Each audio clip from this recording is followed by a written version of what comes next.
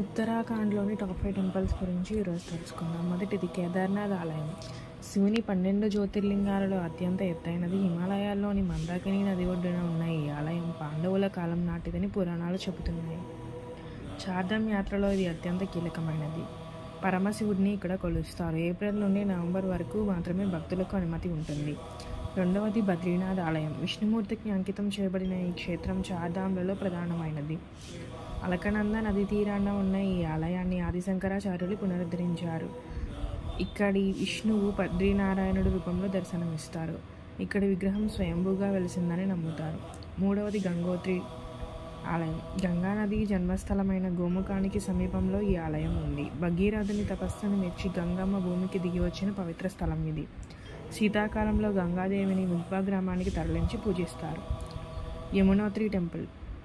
చార్ధామ్ యాత్ర సాధారణంగా ఇక్కడి నుండే మొదలవుతుంది. యమునా నదికి మూలస్థానమైన ఈ ప్రాంతం పచ్చని ప్రకృతిలో నిండి ఉంటుంది. ఇక్కడి సూర్యకుండని వేడి నీటి బుగ్గలో బియ్యం వండి ప్రసాదంగా స్వీకరిస్తారు. ఐదవది తుంగనాథ్ ఆలయం. ప్రపంచంలోనే అత్యంత ఎత్తైన శివాలయం ఇది. పంచకేదారాలలో మూడవది. ఇది సముద్ర మట్టానికి సుమారు 12,000 అడుగుల ఎత్తులో ఉంది. ఇక్కడికి వెళ్ళే మార్గంలో కనిపించే హిమాలయాల దృశ్యాలు చాలా అద్భుతంగా ఉంటాయి. ఈ ఆలయాలన్నీ హిమాలయాల ఎత్తులో ఉండడం వల్ల శీతాకాలంలో భారీ మంచు కురుస్తుంది. కాబట్టి ఈ ఆలయాలు ఏప్రిల్ మే నెలల్లో మాత్రమే తెరిచి ఉంటాయి. ఏప్రిల్ మే నెలల నుంచి నవంబర్ నాటికి మూసివేయబడతాయి.